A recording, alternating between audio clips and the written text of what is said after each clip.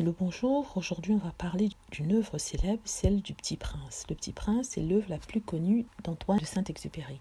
Donc c'est un conte qui a été publié en 1943 à New York.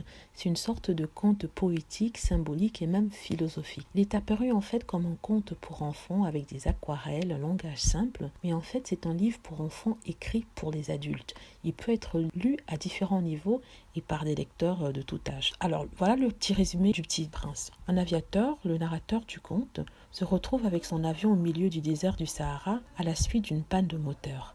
Alors qu'il tente de réparer son avion, un petit garçon apparaît et lui demande de lui dessiner un mouton. D'où la fameuse phrase « S'il vous plaît, dessine-moi un mouton ». Jour après jour, le narrateur découvre l'histoire du Petit Prince. Il lui raconte qu'il vient d'une autre planète, l'astéroïde de B612. Une planète très petite, à peine plus grande qu'une maison, où il a laissé derrière lui 3 volcans et une rose, une fleur unique dont il est amoureux.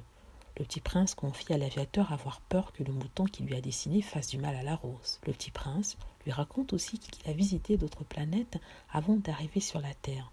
D'une planète à l'autre, il a rencontré des gens bizarres, des gens étranges, un roi qui prétend régner sur tout avec le pouvoir absolu, un vaniteux qui se voit comme l'homme le plus beau et le plus intelligent alors qu'il est seul sur une minuscule planète, un homme d'affaires propriétaire d'étoiles qui passe son temps à les compter, un ivrogne qui boit pour oublier qu'il boit, l'allumeur de réverbères qui effectue un travail absurde et ininterrompu, et un vieux monsieur géographe qui écrit dans des livres énormes les informations portées à lui par les explorateurs. Sur la Terre, le Petit Prince a rencontré un renard. Il lui a appris qu'il est important de se faire des amis, qu'on doit les apprivoiser et les considérer comme des êtres uniques. Chaque jour, l'aviateur apprend de nouvelles choses sur le Petit Prince, sur ses sentiments, sur ses peurs, ses doutes, son départ, son voyage et sur sa planète. 8 jours après l'atterrissage dans le désert, l'heure de la séparation des deux amis est venue. Afin de retourner sur sa planète, le Petit Prince a recours au serpent qui résout toutes les énigmes.